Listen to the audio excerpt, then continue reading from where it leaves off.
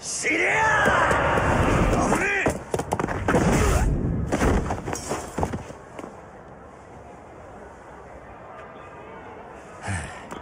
name is Jeff. Good evening, my name is John Hub and I talk about video games on the internet. Today we'll be 100%ing Yakuza Like a Dragon. If this is the first video of mine you've seen, I've challenged myself to 100% all of these Yakuza games, all before the end of the year. No one thinks I can do it, me included. What challenges will Yakuza Like a Dragon present during this 100% run? Will this game be way more grindy and harder to complete than the others since it's a turn-based RPG? The answers to those questions and a bunch of others that you probably didn't ask can be found right here, right now, in another rip-roaring installment of Year of Like a Dragon. Yakuza Like a Dragon is the 8th mainline game in the series, released in 2020. It serves as a huge shift in the series. New protagonist, new supporting cast, and a new genre entirely, with the game being the first turn-based RPG in the series. But don't let all of that hide the fact that this game is essentially Yakuza 7, and the reason it's Yakuza 7 is because there's 7 playable characters. See how that works? The switch to turn-based is awesome for a few reasons. The game can now reasonably accommodate having 7 playable characters without it feeling extremely cluttered or convoluted, not to mention these characters work and fight together, which is something that's rarely seen in earlier installments. This change can be felt in the narrative as well. The story feels much more layered than other games in the series, with certain characters getting a bit more spotlight than others in a way that makes sense and makes it clear which characters are super important versus the ones that are just along for the ride. Oh, where are my manners? Let me introduce you to the party. Ichiban Kasuga is the main protagonist and hero of our story. He idolizes his Yakuza patriarch and was even willing to serve 18 years in prison as a favor to him for a crime he didn't commit. Ichiban has shonen protagonist levels of enthusiasm, loyalty, conviction for bad guys, and love for his friends. In fact, the entire in-universe explanation for this game being an RPG in the first place is that Ichiban imagines he's playing Dragon Quest every time he fights someone. This is absolutely some bonkers shit that normally I wouldn't expect there to be any explanation for at all, but I'm glad that they have an in-universe explanation for this. There are a number of jobs that you can assign to every character in the game, similar to a class system in RPGs. Like a Dragon modernizes this idea by literally making you change jobs at an employment agency, which I absolutely love. For the sake of this video though, I'll just explain the role that each character generally plays well. Ichiban is the only character you can control in the overworld, and if he falls in battle, you actually game over immediately. His role in the team is similar to that of a paladin. Good damage, decently tanky, and able to provide boosts and even heals to his team. He's a jack of all trades for sure. Adachi is the first person to join Ichiban's party. He's an ex-cop who wants to team up with Ichiban in order to solve a long, unsolved case that's near and dear to him. He's a ride-or-die friend throughout the whole game, and his role is that of a tank. He can take a whole lot of damage and dish quite a bit out, to be honest. He also attacks slower than any character in the game by far. Namba is a friend that Ichiban makes early on in the game. He's an ex-nurse who was fired for stealing and reselling medication, and is homeless as a result. Naturally, he's the team's mage.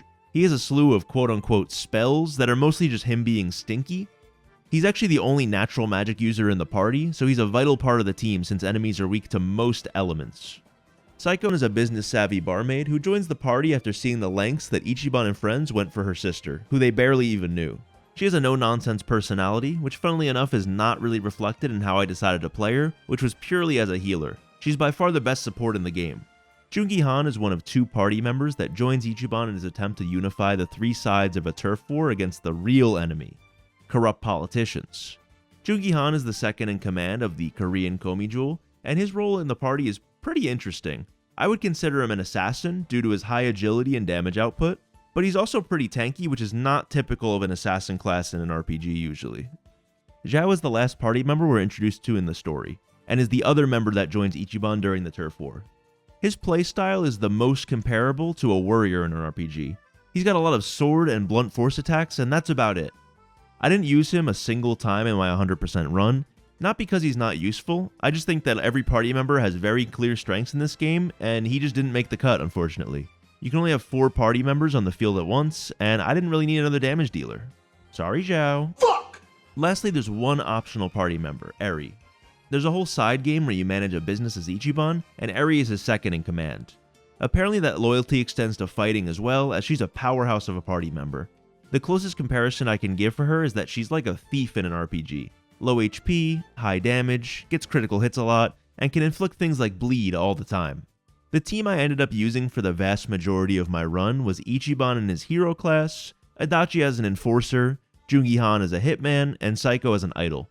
I'll actually have trouble later in the video trying to find clips that aren't just me using the same rotation of skills with this team, so promise me you won't get bored if you see Jungi-Han shoot people in the face for the 1000th time, please oh please. Okay, I know that we've been talking about all of this way too long, very early in the video, so I'll just give you the spark notes of how my story run went. Do you kids even use spark notes in school anymore? Am I old? Am I old? Honestly, I thought the story would be easier going into Like a Dragon. The obvious caveat of this game is that you can grind levels and gear to the point where nothing really presents a challenge, but I did a pretty standard run of the story and struggled a bit towards the end. There's a noticeable difficulty spike around chapter 12 of the story that persists until the final boss, but otherwise it wasn't all that bad. Like, I'll take Yakuza 7 over, like, Dark Souls any day. Anyway, with the story done, we've merely just begun the nightmare that is 100%ing this game. So technically at this point, I wasn't even done with the story yet. There are exclusive features only available if you play this game on New Game Plus.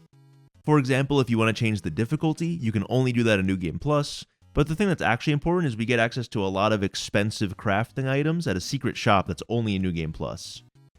Anyway, now that I've beaten the game twice, now it's time to do everything else. We've still merely just begun, in case you were wondering. Now you might think that since there's so many things that are new and different about Like a Dragon versus the other Yakuza games, that maybe they reworked the way sub-stories work. Nope. In fact, I remember Like a Dragon giving mainstream attention to Yakuza sub-stories, showcasing just how ridiculous they can get. Sub-stories are your run-of-the-mill side quests, and usually involve you meeting some silly and wacky characters and doing some sort of thing to help them. There's really no set order that you have to do these, so my strategy for completing them consisted of running to the closest sub-story marker on the map and letting the section of the sub-story play out until they were all complete. The navigation from objective to objective was pretty boring, but the sub-stories themselves are amazing in Like a Dragon. For example, there's a well-known one where you help a man retrieve baby formula for a crying baby in a building, but the baby in question is a group of grown men just broing out, doing bro things. There are also a ton of sub-stories that serve as an introduction to a new minigame, which sounds like boring filler, but it's almost always as entertaining as the minigame itself. One of the most important sub-stories is a mandatory one that introduces pound mates, Like a Dragon's version of summons. You spend a bit of money and you can call an ally to help out in combat. These are always an over-the-top cutscene that provide massive damage or a useful buff to the party. There are a ton of these to collect, and you'd best believe I struggled to get them all. And speaking of struggling to collect things to get them all, a pivotal part of the story happens pretty early on in this game. In Chapter 4, Ichiban and friends come across a baseball bat sitting in the dirt. Ichiban pulls it out, thereby becoming a real-life hero at the young age of 42. This causes every enemy that you encounter from now on to become, for lack of a better term, creatures. That is, until you encounter the Sujimon Sensei, a professor that tells you that these enemies are not a hallucination, but rare types of people that he's been doing extensive research on. This whole system is weird as fuck, to say the least, but basically, there's a couple hundred enemy types in this game, and the Sujimon system is the game's way of categorizing them. You're given these Suji decks to keep a record of who you've found, and of course, you need to find all 252 Sujimon to complete the game. Because I had to complete everything in this game already, I had about 95% of the Sujimon already found towards the end of my run, with the last couple of enemies being on the street that I just never ended up fighting. In a surprise twist, once you've found 251 and only have one remaining, the sensei reveals none other than himself to be the legendary Sujimon. The fight was way easier than I thought it would be, and so was finding every Sujimon in the first place. I was dreading having to do this task even at the beginning of the year, but I guess nothing that we worry about ever really happens the way we expect it to, so why do we even worry about the what-ifs of life in the first place? Wait, I don't got time for this philosophical shit, we got a game to complete. I know we're only partway through the video, but I'd like to take some time to grind everything to a screeching halt to perfectly simulate what it was like completing the part-time hero requests. There's a sub-story that introduces the part-time hero system, an app on Ichiban's phone that sets him up with a list of heroic activities to do on his off time, you know, like some sort of part-time hero would do.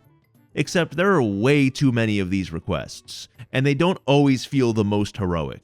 The first thing of note on this app is you can use it to view Like a Dragon's in-game completion list, a laundry list of things that I always do in addition to the Steam achievement list. The requests themselves, though, are divided into two categories: support and rescue requests. Support requests require you to find various items and deliver them to any part-time hero rep around the city. The majority of these requests have you finding any number of items in the game, from super common and easy to find things, to some that are the rarest items in the game. If you obtain really any item in the game, chances are it's tied to at least one support quest. Some notable exceptions to just finding items, though, are finding missing people, animals, or in one case, photographing hidden statues. None of these were incredibly difficult, as it's pretty clearly to find what you need to find, and most of the time where it is. There are so many great rewards you can get from these requests as well. Rescue requests, on the other hand, are from the depths of hell itself. I can confidently say that they're in the top 10 hardest or most annoying things I've had to do while 100%ing the Yakuza series. Each rescue request involves combat. There are SOS rescue requests, which have you fighting enemies marked on the map that ramp up in difficulty over time. I did all of these when my party was leveled pretty high, so these were no trouble at all. The other subcategory of rescue requests are called takedown requests. I mentioned Sujimon earlier, but it's important to say now that they all have specific typings a lot of the time. The first batch of takedowns asks you to fight 10 of a certain Sujimon type, so you'll have to fight 10 businessmen, 10 workers, etc. I believe the game gives you a general location for the enemies in question, but many times it's not actually the best place to find that enemy type. And almost always it's the case that a given group of enemies will have one enemy of the type that you're looking for max. You can only have 3 of these requests active at once too, so let's say you have to fight 10 businessmen and you defeat 10 workers along the way. Once you get the request to beat 10 workers, that progress does not carry over, so very often I have to farm a small area of the map for a couple of hours before I can move on to the next. After beating enough enemies of a certain type, the requests move on to beating one of a specific Sujimon, which usually has one spawn location in the whole game. The combat aspect of this isn't that hard if you're over-leveled, but in order to do all of this without a guide, you have to have extremely advanced knowledge of the game. I've played this game for 150 hours before starting this 100% attempt, and even I didn't know where most of these spawns were. The only upside to all these requests is that it knocked out most of the Sujidex entries that I needed to find, and the remaining ones were not an issue to find at all. I used a guide for these requests that told me where I can find all of these enemies, and the rescue requests alone still took 6 hours for me to complete. After all of this, I can really use a drink. Ah, how nice it is to just be able to chill out and enjoy a drink with my 6 closest friends. It's times like these that really make me question why I'm torturing myself completing these games in the first place. Well, no time to think about that. There's things to complete in the bar. Survive Bar is the main hub for your whole party. Inside the bar, you're able to interact with every party member, sing karaoke, listen to music, drink, and recover HP from the yucky futon upstairs. From fighting, eating, and doing activities with the party, Ichiban's bond to each member will grow. Before every bond level up, you need to have a one-on-one interaction with each of your party members. Once you're about to reach bond level 5 with a party member, you and that party member travel just the 2 of you to fill out some sort of objective that's near and dear to the party member themselves. It's a great opportunity to get to know your party just a bit better. The best way I can find to increase bond in the first place was to eat at the restaurant next door until everyone's bond bars were filled, then drain my social battery by talking to everyone back to back to back to back to back. I think that's everyone. Also at Survive Bar, plants. You grow plants. You have to do a lot of this and wait real-world minutes to wait for them to grow. There's more expensive fertilizer that makes everything grow in like 5 seconds, but you can only hold a few of these at a time, and nowhere that sells them is close to any pot locations. Plants are required for bentos and Chinese medicine, basically this game's version of healing and debuff removing potions. I wish there were more to talk about with this, but yeah, I literally just sat there growing plants for a couple hours till I crafted everything I needed. Now that we've gotten a drink, let's get back to business, shall we? Every Yakuza game has a minigame that's like the main minigame. Can I get a hashtag mainigame, please? Thank you. Like a Dragon is no exception, and the main minigame has Ichiban taking over leadership of a whole ass business. You start with one property and a couple staff, and through smart financial investments, recruiting the best team possible, acquiring and upscaling properties, and dealing with shareholders, you grow your company to rank 1 in the city. Country? I don't know. We're number 1 now. There are 2 really cool ways that this main minigame influences Ichiban in combat. For one, your bond level to Eri is directly tied to how big the company is, and there's nothing wrong with being strictly business. Except there's one sub-story where you can go on a date with her. I might have to call HR about this. The other cool thing is once you reach rank 1, you can summon an orbital satellite to fucking laser everything in the battlefield.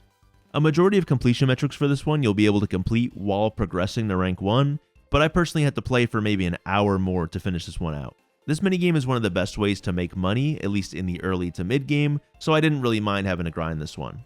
Now, to talk about every other minigame. If I were to hand out awards to every Yakuza game, Like a Dragon would win the award for the best spread of minigames. A true all-star lineup in my opinion. This unfortunately doesn't make them any less painful to 100%. Here's every minigame, ranked by how difficult it is to complete. Like a Dragon features some Sega arcade classics. Fantasy Zone, Outrun, Space Harrier, and Super Hang-On. I am proud to announce that these minigames have no completion metrics tied to them. Get fucked, Sega arcade classics. Slots is also featured in this game, and it can get equally fucked because there's no completion metrics tied to it, so yeah, get fucked again. Gambling games are a cornerstone to the Yakuza series as well. This game's got blackjack, poker, koi koi, and oichokabu. I wouldn't consider any of these that difficult. To complete them, you just need to win enough money from them, and since it's gambling, you can pretty much just throw money at it until you're done. Koi koi is the only one of these that you can't always hit buttons and win, but I've stumbled into a few wins before I even knew how to play. My life is like a video game, trying hard to beat the stage, all while I am still collecting coins. Darts is one of the recurrentest minigames in this series. Newer installments like this one make it really easy to get the best darts, and as a result, the game is really easy. You still need a steady hand, not surgeon level steady, but steady enough to like almost win a game of Operation. Fuck. I don't know what this one is called in-game, so I'm just gonna say it's watching movies. Ichiban can watch a number of movies alone or with a friend, and the goal is just to stay awake throughout the whole movie. As a movie sleeper myself, this one really hit close to home. UFO Catcher is a claw machine that I dread doing in every game. The UFO Catcher in every installment has slightly different physics and slightly different prizes, some of which are really annoying to grab. Someone said it's easier if you turn down the FPS, and while that may be placebo, I got through it while doing that. Conquest is one of my favorite minigames, and it's good that that's the case because you have to play quite a lot of it to complete this game. You have to beat every course, knock enough people off their bike can collector things, and become can daddy or whatever the highest rank is called. Not to mention the can points that this one gives are one of the best ways to farm certain crafting materials. There's a definite learning curve before you stop getting shit on and losing all your cans, but after grinding this one out almost 100 times, I think I learned. Let's go golfing! Those words echoed in my brain for minutes on end as I went to take a swing.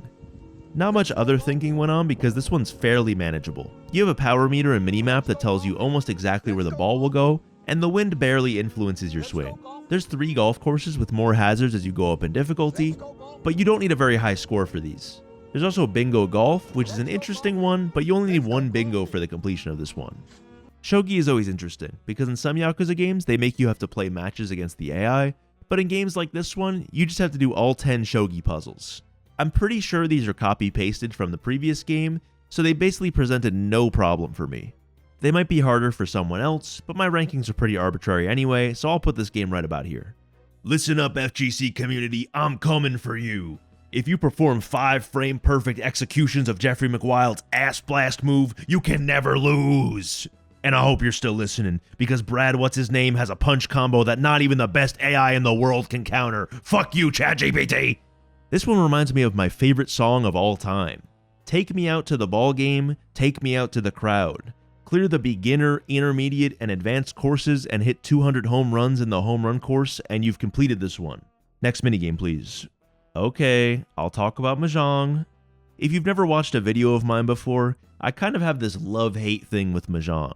It started off with a kiss, how did it end up like this? It was only a kiss, it was only a kiss, all that good stuff. All of that to say, what I once enjoyed doing has pretty much become a chore in this series, and I try to do everything in my power to skip as much of Mahjong as possible. Some games have cheat items that let you insta-win Mahjong, not this one though. You have to win 30 hands and make sure you win games at like 10 tables between 3 Mahjong parlors. It was kinda hell due to how unpredictable this minigame can be, but hopefully there's not too much more mahjong that we have to do before the end of the year. And as it turns out, the only thing harder than navigating your emotions with someone you love is learning shit. The vocational school is not only one of the toughest minigames in Like a Dragon, it's also the best.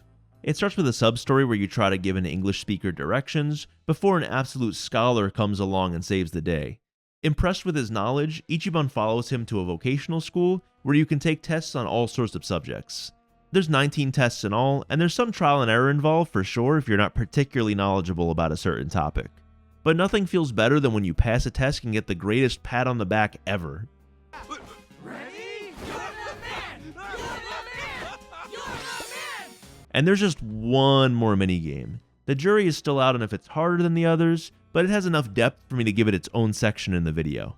So I'll be talking about it right now. I am fully convinced that RGG Studios, and by extension Sega, are attempting to put every game into Yakuza so that Yakuza is the only game you'll ever have to play again. They're already doing their take on a turn-based RPG with this game, but a Mario Kart minigame is crazy even for this series. Dragon Kart is a full-fledged kart racing minigame, complete with its own storyline, a Grand Prix, and time trials. You unlock better karts as you progress through the storyline, with the best car going really fast. Completing this one is tedious. You need to place first in every Grand Prix and get all available karts, which is a bit expensive. But the annoying part is having to place first in 50 races in Grand Prix, then you need to finish 30 time trial races. That's 80 races total, and for reference, there's 12 tracks. So you're just running the same 1.5 to 2 minute course over and over, with loading screens every time. If you think that's bad, well, it is. Looking at the completion list for Like a Dragon, there's a hefty amount of missions devoted to finding gear and equipment for every playable job. Like right here, the completion list actually only says I need to find 7 hero weapons, but if we look at the list view, there's actually more than 7 hero weapons in the game. This is the case for every job, and since I promised to do a true 100% of this game, yeah, I went and found every single weapon and piece of gear in the entire game. My method for finding everything was just so simple. A lot of gear and weapons can be found at various shops, so I just went to every single shop that sells gear or weapons and made sure I had at least one of everything. I did that. Then, I completed various sub-stories and part-time hero requests that were the sole drop locations of certain equipment. I did that. Some minigames have unique currencies, like Can Quest or gambling games, and they're also the only place where you can find a couple of weapons. Did that. There's a couple of dungeons in this game that are the only location that you can find certain equipment. Uh-oh, no one told me that there's essentially a table of drops that you can get from the chests and dungeons, so getting any one particular thing that you need is entirely RNG at like a 25% chance at best, and if you want to try to find something again, you have to leave and re-enter the dungeon. Oops! Every party member in the game has a unique weapon that kinda sucks, but can be upgraded into the strongest weapon at the Romance Workshop, which is this game's version of a blacksmith. Those same weapons also change names after upgrading them a couple times, making upgrading each of these weapons at least 10 times mandatory for collecting every weapon. There's also workshop-specific gear and weapons that can be crafted for a high price and only with rare or expensive crafting materials. You also need to drop 20 million yen as a base just to be able to craft everything, and then you need the crafting materials in question for all of those. So what did I do to get the crafting materials? I looked at the massive list that you needed to craft every single thing, went out and got it all, including hundreds of bugs, some of which can only be found by grinding Can Quest for hours, gambling, or running around the park like an asshole, crafted everything in the fucking game, upgraded everything, and with that, I did that shit. Play the fucking sound, man. Thank you. There's still more. Who makes this shit, man? Oh, hey guys, didn't see you there. Yakuza Like a Dragon has a slew of collectibles that must be obtained in addition to all gear and equipment that I found. And you'd best believe that some of it is really annoying to find and requires hours of backtracking. Let's dive right into it, shall we? In multiple shops, gambling games, and Can Quest, there's CDs that you have to collect, and you can listen to music in Survive Bar. There are unique conversations that can be started by standing in specific areas of the game's cities and pressing a button when prompted. These are charming conversations that are honestly worth just standing there and listening to, and really show off the personalities of your party. There are 109 of these, and some of them can only be unlocked by doing very specific things like spending 20 million yen total or walking 200 kilometers. I don't think the game tells you any of this or where you need to stand to trigger these conversations in the first place, so how anyone found out where any of these are a miracle to me. You have to go to every restaurant in the game and eat and drink everything on the menus. This time around you can eat as much as you want with no problem, and getting sober is as simple as drinking a coffee or similar item. This isn't too bad, and it also has the secondary bonus of increasing your bond with party members if you haven't done that already. There's also these things called table talks, where you eat a certain food item at a restaurant, and a conversation will start between party members. These are unique conversations that only happen once, and there's like 3 of these at every restaurant. It's hard to tell which food starts a conversation, so I just order everything on the menu 3 to 5 times until everyone stopped chatting. There are 100 Tojo clan crests that can be found in the game's 3 explorable cities.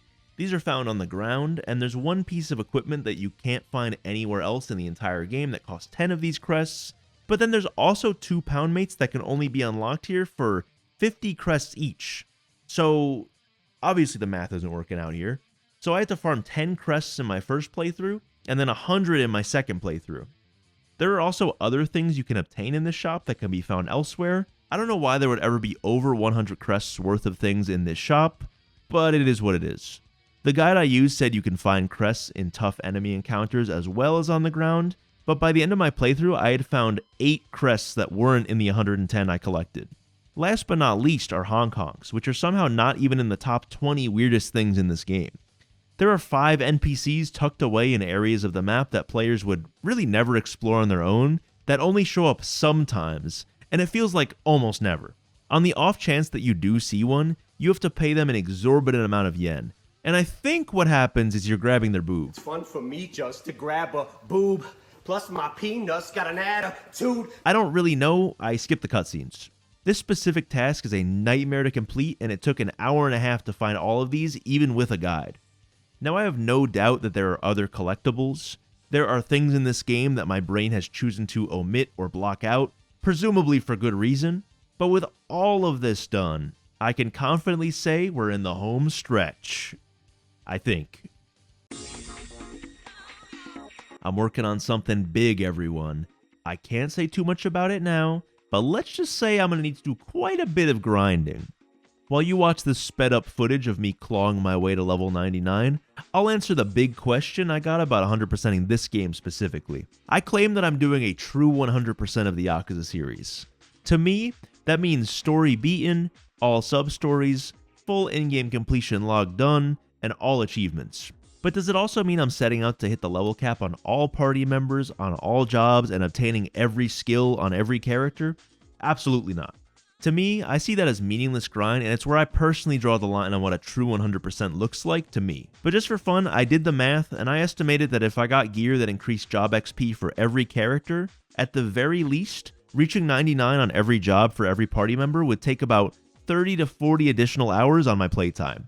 Now the other burning question that people ask is I claim that I'm 100%ing every Yakuza game, but where's Ishin at? Oh, would you look at that, I'm at 99. With my party at level 99, all useful skills learned, and my party arrangement optimized for kicking major arse, I was finally ready to face Like a Dragon's final challenge, the final Millennium Tower. This is the setting of the final chapter of the game, and after beating the game, there's a gauntlet of tough enemy encounters to face here. There's about 30 fights, but there's also a lot of amazing rewards to find here. It's pretty much the best way to farm yen too, if you're strong enough to clear it. Alright, with that being said... Oh, that was easy as hell. Wait, what's this? Oh. Kiryu screaming because of the Ice Bucket Challenge? He's like... Ugh! After beating the final Millennium Tower, you are invited to attempt the true final Millennium Tower. Now imagine the tower I just did. Now double it and give it to the next person. Maybe triple it. However prepared you think you are, I promise you you're not. Technically, since this is an RPG, you should just be able to grind so much that the challenge becomes trivial, right? Not really. In order to beat this one, you need to combine trial and error with a ton of game knowledge. I was sweating trying to land perfect guards on every enemy attack too, because getting hit by the wrong thing could mean the end for my party. Holy guacamole, guys, we did that!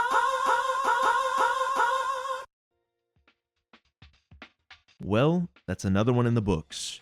72.4 hours, all achievements, all in-game completion list, part-time hero requests, sub-stories, main story, it's all freaking done. And I gotta say, beneath all the grinding and going from place to place and making detailed step-by-step guides of what I'm gonna do next to complete this game optimally, I absolutely adore this game. I might be inclined to say it's my absolute favorite in the series. I don't even really love RPGs. I think I love this game because I have a strong emotional connection to it. This game came out in 2020, and for a lot of people, myself included, it was a tough year. Being socially isolated from my friends and loved ones really gave me pause for thought about who I was and who I wanted to be, and it was really easy to encounter the pitfalls of thinking that I'm not good enough, or it's too late for me to chase my dreams, to make YouTube videos, to really do anything. It's funny thinking about it in retrospect because I was in my early 20s and I was really out here thinking I'm too old to chase my dreams. But then this game came along. You have Ichiban, who makes the most of every moment, and even in the face of serving 18 years in prison for a crime he didn't commit, he goes right back to chasing his dreams, and he touches the lives of everyone around him as a result, encouraging them to be better people. Namba was a nurse who became homeless because he stole medicine to resell, and he turned his life around. Adachi abandoned his whole career to chase after what was important to him, and he gets closure. Saiko loses her sister moments before we're introduced to her, and she pushes on in spite of it. Moments like these in this story exemplify one of the game's core themes, that it's really never too late to do what you want in life. That is why I'll be completing games until I'm 86 years old. But jokes aside, this game came out at the perfect time in my life for when I needed it, and it's not only my favorite Yakuza game, but one of my favorite games, period. Just please do not try to 100% this game. Thank you. And thank you, the viewer, for watching. Can you believe we've only got 3 games left to complete? I honestly never thought I would make it this far. But we're pressing on, everyone. We've got Lost Judgment, Like a Dragon Guide and The Man Who Erased His Name, long-ass title, and Infinite Wealth. Thank you to the patrons and YouTube members that you're seeing on screen right now. You bring me closer and closer to my dream of talking about video games on the internet every day. I need to take a gargantuan nap now that this video is over, but after that, it won't be too long before the Lost Judgment video. I'll see you next time, and Baba Booey!